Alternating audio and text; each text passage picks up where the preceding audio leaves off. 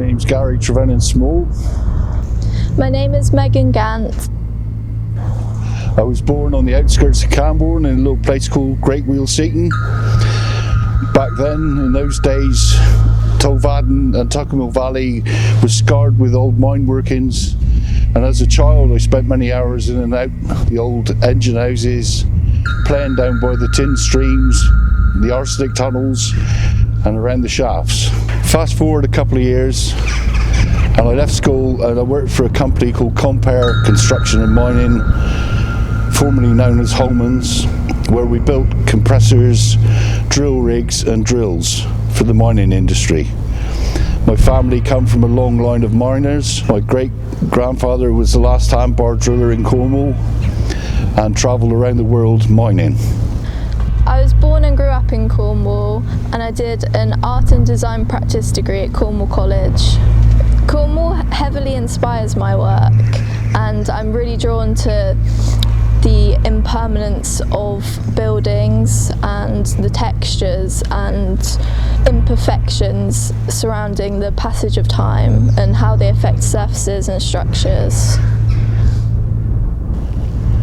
Cornwall is not just a place where I live, but it's actually in the marrow of my bones. I feel very much part of the landscape and the culture that surrounds me.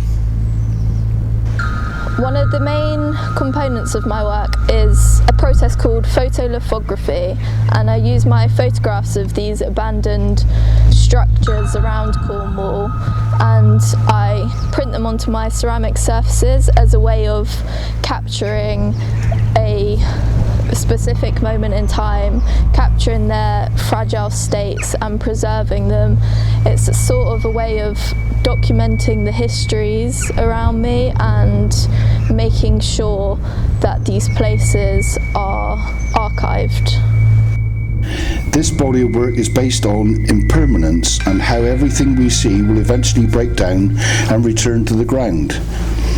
Everything from a pot to a building is created or built, is used and then breaks down and in time will go back to the earth.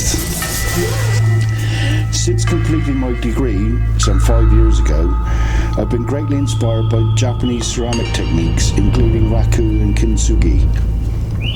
Raku is an ancient Japanese pottery firing technique originating in the 16th century. In my latest body of work, I've been trying to develop an effect